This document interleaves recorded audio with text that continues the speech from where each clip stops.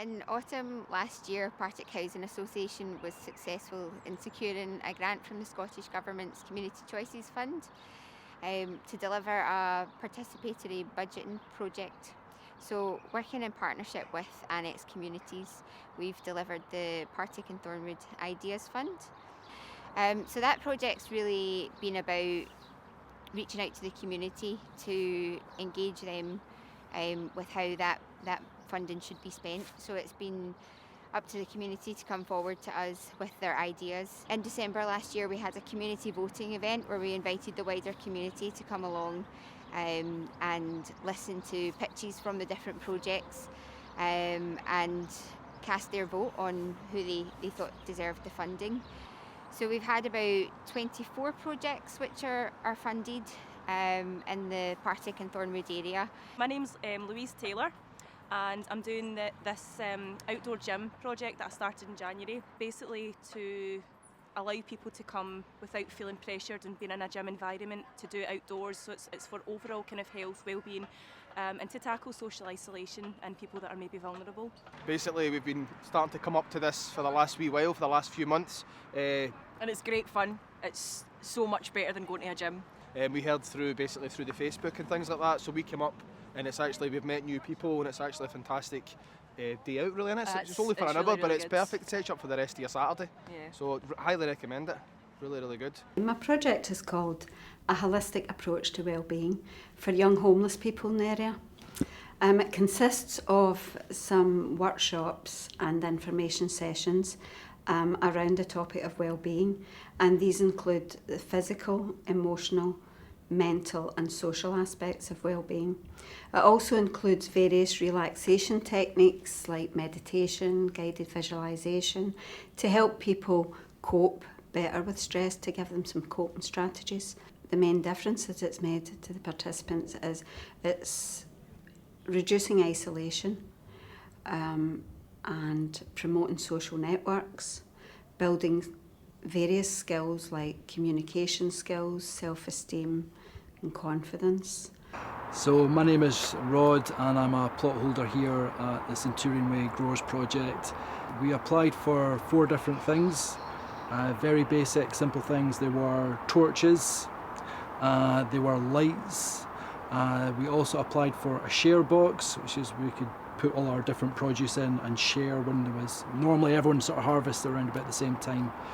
And so there's lots and lots, so it's just to stop there being waste, basically.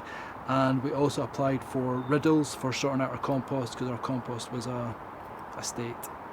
Everyone that is here at the 20 beds is part of the local community, so it gives everyone an opportunity to grow their own fruit and veg, which you don't really have if you're in a flat, and you get to meet your neighbours and get some food out of it as well. So normally if you're just sending out a form for applying for something, it's a bit dry, but this you got to meet lots of other projects and make lots of connections with not just other grown projects but other projects that are applying for funding across the sort of Partick area. The community voting event was the best part of it, like I was saying, because you got to meet all the different other projects and you got to help select the projects that got the funding, which as I say, I've never experienced anything like that before. I thought it was a really good way of doing it.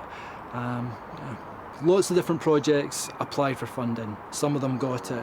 I've been down to some of the projects that have got funding. Down at the Partick growing beds down there, they had done different workshops for various different things with people coming along and learning new skills. So I think it's made a big difference to many people. I applied for Reiki Master training, which will enable me to become a teacher, to teach Reiki, and that's exactly what I plan to do with it into the future. I've been a practitioner here at the Annex for 12 years, and it's just such a gorgeous thing to share, a lovely, relaxing, therapeutic time spent with people. Lots of people have benefited from, reduced stress, better sleeping patterns, just help when they're breathing through grief and various different life circumstances. So I'm really grateful to be able to be putting it there. I'm kind of halfway through it just now. Within the year, I'm hoping to have my first kind of teaching session, because it will take that time. It's a kind of personal development of me to become the teacher that I need to be to do it. So really, really grateful, really grateful. Thank you. The weekday wow factor creates wow factor opportunities for adults of all ages to awaken the inner child, to promote physical health, mental health and social health and well-being, to reduce social isolation as well as ageism in our communities. So we have activities such as our daytime disco at the Sandry nightclub right in the heart of Partick. And it's not like tea dances. A lot of the things when you go now, they expect you over 50 to be sitting with tea and waltzing round about.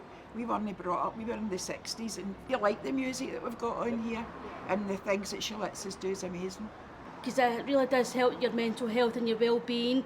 You're more positive, you're looking forward to getting out and meeting new people, trying new activities, whereas before you maybe shied away. It helps your mobility when you're out as well, and then when you're up dancing, you're in a crowd and you're having a laugh, they don't realise that you're exercising. So. You don't feel quite as shy because you're more willing to talk to people now and maybe go and ask what else is there, how could you tap in, even if it's not for yourself, even if you knew like a neighbour or somebody that could be useful for as well, and you can pass that on to other people so they can get out and about as well and meet new people. We are Partick Action on Litter. We were formed around about 4 years ago under the inspirational guidance of Partick Housing Association. We litter pick on average at least once a month and have done for 4 years since summer 2015. Thornwood Tidy Up Club is just a new, recently established environmental tidy up group within the Thornwood area. We started in September there, and since September we've had maybe 6 litter picks, generally at the end of the month on a Sunday morning. It's been well attended, and we're getting many residents appearing in each occasion, new residents, but also core residents. And the word generally seems to be going around, particularly at the Thornwood area, that we're quite active, and people seem to be very impressed and quite happy that there's something been happening within the Thornwood area. We have kept the streets just that little bit cleaner. We've forged bonds with each other where it's nice to meet people who are like-minded and committed. Being a new group, the main concern is having the practical equipment and facilities and means of resources to ensure that we do what we practically intend to do each time we do a litter pick. And through the funding, we were able to acquire the equipment that we needed. We had a limited amount of equipment present, but we noticed we had quite a reasonable large amount of attendees of all ages, from children up to adults. And we had to resource now further equipment just to ensure that we become established much more so, and that also that from acquiring such equipment we can type of move forwards and do what we intend to do for the area. PHA and Annex Communities have really just been facilitating this project. It's really been delivered by the community. We've just been there to support people through the process. The whole thing with participatory budgeting is that it's about the community deciding how the funds are spent. The community should be empowered to make the decisions rather than somebody sitting in an office behind a desk making the decisions for them. Nobody really knows better what the community needs than the people that are actually living there and working there. Take a deep breath in, lift the sternum, draw the shoulders down from the ears, and then as you exhale, reach to the side. Bring the hand down onto the shin and stretch your right arm up. Hi, I'm Lisa. I'm from Single Point Yoga. My project was Partick Community Yoga, which offered free yoga sessions for anyone living in Partick and Thornwood and beyond. Well, I feel like it's given folk the opportunity to try yoga that maybe wouldn't have had the finances or maybe even the opportunity to go along to a class. Quite a lot of the feedback that I got was that people had been put off going to studios because they didn't feel experienced enough to go. Or, you know, it's quite expensive these days to go to a yoga class in the West End, so I think a lot of people are put off by that as well. So there was quite a lot of first-timers, a lot of people who had maybe never tried it before and who could maybe never have had the opportunity to access it before. And it was a good chance for everyone to come together, you know, lots of different age groups. We had, you know, teenagers and people right up into their 60s, so it was a good mix of people from different backgrounds, and all coming together to share practice, and that was also some of the feedback that I got, that people had liked the kind of the wholesome atmosphere of just everyone being involved. Here's my project. It's a book. What no meat, so what can you eat? I'll read you the first wee bit, that might explain it.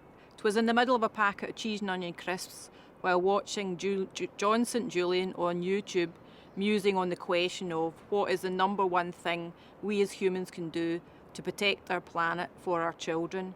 His suggestion was the cutting down or out of animal-based products in your diet. Oh, so down went the packet of crisps, and that was on World Earth Day, April 22nd, 2016. So obviously a big long story up to that point that's kind of captured in this book. It was just a few things that happened up to that point, and when you start doing something different, people round about you ask all these different questions and make comments and said, well, so you're a vegan then, and all this kind of stuff. And I was kind of like, I found myself explaining myself so many times that I thought, this opportunity, the fund opportunity came up, and I thought, well, why not write a wee book now when they keep asking, what can you eat? I'll just go here.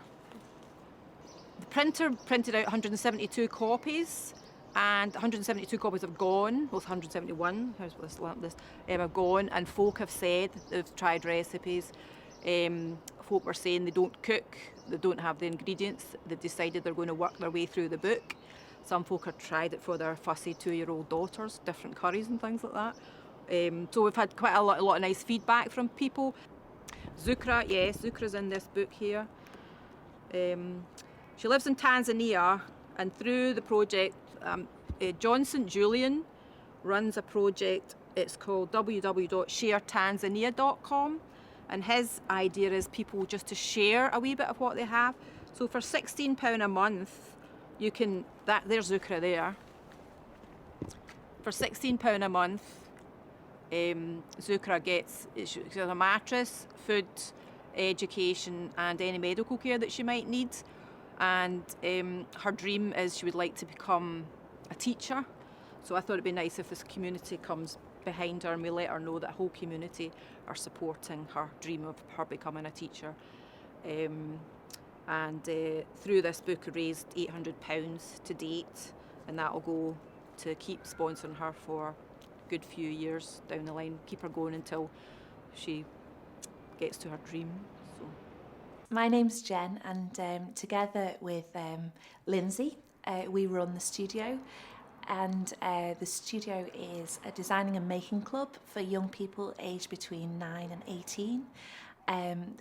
The young people come after school time, and we make and create things using sewing machines, screen printing, hand sewing, painting, designing, drawing. So, we make stuff. We've made bags, clothes, pillows.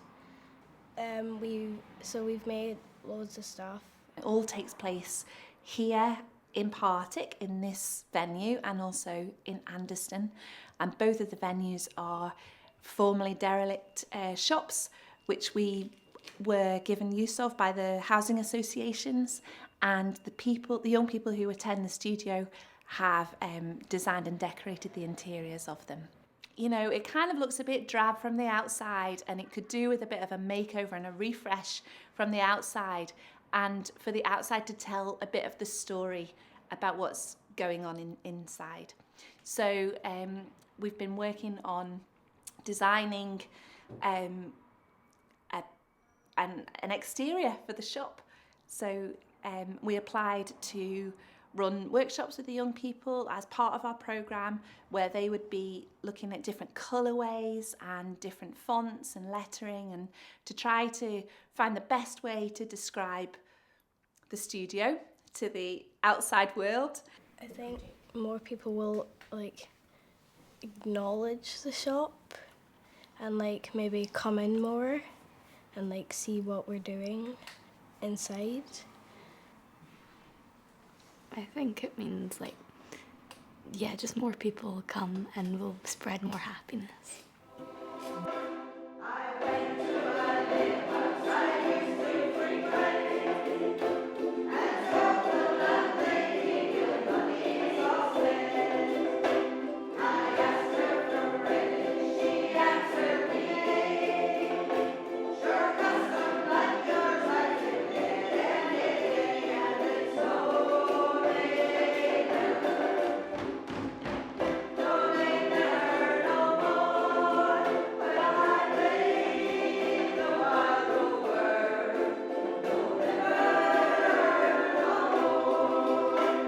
Colleen and I'm part of the community garden on Sandy Road. This is a community garden that's been around for about 4 or 5 years. It's on NHS land and we've been supported and set up by Partick Housing Association. So we have about 25 members and some people have an allocated plot and some people take care of parts of the communal garden that we have.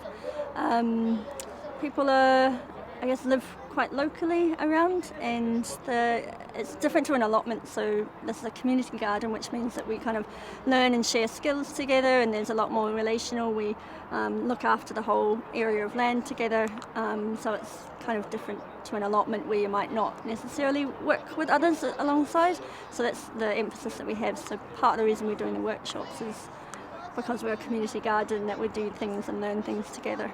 The difference that Sandy Road Community Garden makes to the community, it's like an oasis in Partick. So for many people, we can kind of live alone or don't have much connection to the land, and so it's a place where you can come in here on an afternoon, and if you sit long enough, you'll be meeting 10 or so people coming into the garden, doing the gardening, sharing ideas, checking out what's dying in your plot or what's living in your plot.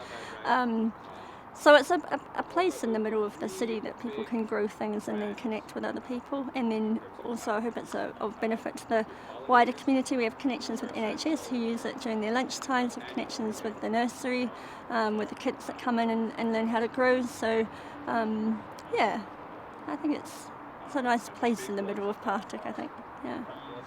The difference this fund has made for the garden was we were able to do workshops and then also fund our open day. So a lot of that is around connection and engagement with the community to get them into the garden and engage with the garden. And at our last AGM we talked about how we wanted to build more of our education space. I mean, we're all run by volunteers, but there's the intention to be an outward-looking garden because we're a community garden, not an allotment.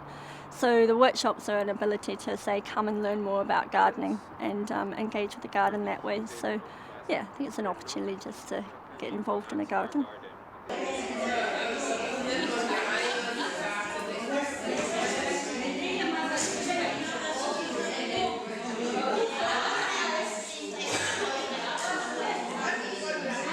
a lot of the people that come here, maybe it's the only day in the week they actually get out and mix with other people, which is even more important.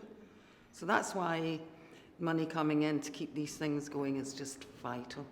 There was one lady come in one day, I'm not going to name any names, and she said, "Oh, I really wasn't going to come out today," and the next minute her and Raymond were singing. And her face just lit up and she went, "Oh, I'm so glad I did come out," so it's just little things like that. Yeah. And they make friends, and sometimes, like, so we'll have a break now, they'll meet up for lunch. There's a few of them that they'll meet up for lunch, and that's a continuation of them not sitting in the house and being lonely.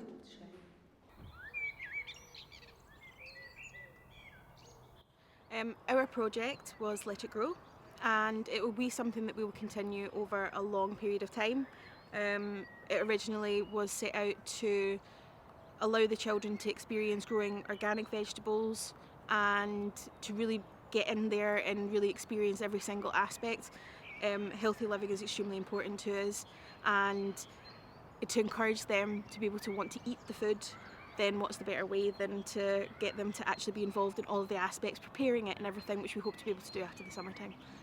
In these two plant pots we've got potatoes, and in class we got taken downstairs to put all the soil in and water it and put all the potatoes down and cover them up. In these planters we have some Swedes, we also have some Brussels sprouts, and we also have carrots, but when they come out they're going to be purple. So we don't really do planting that much in school, but we do now because since they've all got the money and stuff, we always get all the new planters and everything. An unexpected side to things has actually been one of our children who has ADHD has been extremely focused and has become completely engrossed within the process. My name's Kira, and my son that is playing around here just now is Kieran. Kieran can struggle at times with concentration and to stay focused.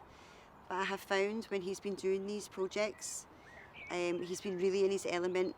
He's took an interest to it, and from beginning to end he got himself really involved. It taught him to stay focused, it taught him to read the instructions of how to build this hat, and the physical part of it, of obviously the lifting and the drilling and the screws and things like that, it's teaching him skills that he will need for when he's older, most definitely, and for all the other children as well. Well, I was interested in doing upcycling workshops in my local community because I've spent a lot of time doing them in other places around the city. So the opportunity to do some in my neighbourhood was satisfied by the Partick and Thornwood Ideas Fund. We started off with some basic sewing skills, really, to get people up and running. For people who hadn't done much sewing at all or never used a sewing machine. And then we did simple makes so that people had a sense of achievement from learning some skills but applying them at the same time. So, for instance, we made tote bags, which is really, it looks quite a complicated thing, but actually really simple, using old curtains and bedding fabrics and then just sewing in straight lines to create a really lovely, usable, reversible, lined tote bag. So doing simple things like that and cushion covers, people learn some basic skills, which then can be applied to other things after that. And then we kind of explored a few different techniques using other things that often go into waste, like ring pulls from drinks cans and inner tubes from bicycles, and made jewellery and different techniques for constructing them which is a basis for, well, you could use it as a bracelet, but also that could be used to make bags, etc. from. Well, from my point of view, with my workshops, I know that within our group, people made connections with people that they'd never met before, developed friendships, and made them start thinking about what they could do within their own community. I think the Partick and Thornwood Ideas Fund has energised lots of different groups of people. It's made them see that you can achieve a concrete outcome in terms of gaining money and then going on to fund your project. It's been of great practical use, and it's been a real morale booster as well. I'm sure that most of the volunteer groups would say that sometimes you get a little bit dispirited. You feel as though you're working in a vacuum, no matter how well things are going. And it's just nice to have a kind of bigger recognition and to have that public event that was the voting event that brought you to other people's attention, and you found out about other groups as well and realised that you're not as alone as sometimes you might think you are as a volunteer worker in Partick. If I had a message for the funders, it would be please keep the fund going, because so many people have benefited from it. Thank you so much, first of all, and also with the funding that we as a community received was absolutely incredible. It's been a real privilege to be part of it, to see all the different projects that are going on in the community. Some of them we were already engaging with, some of them are new to us. And just to meet all the different people, and everybody's got a passion for Partick and Thornwood and different elements of what's going on in the community. So yeah, it's been a real success, I think.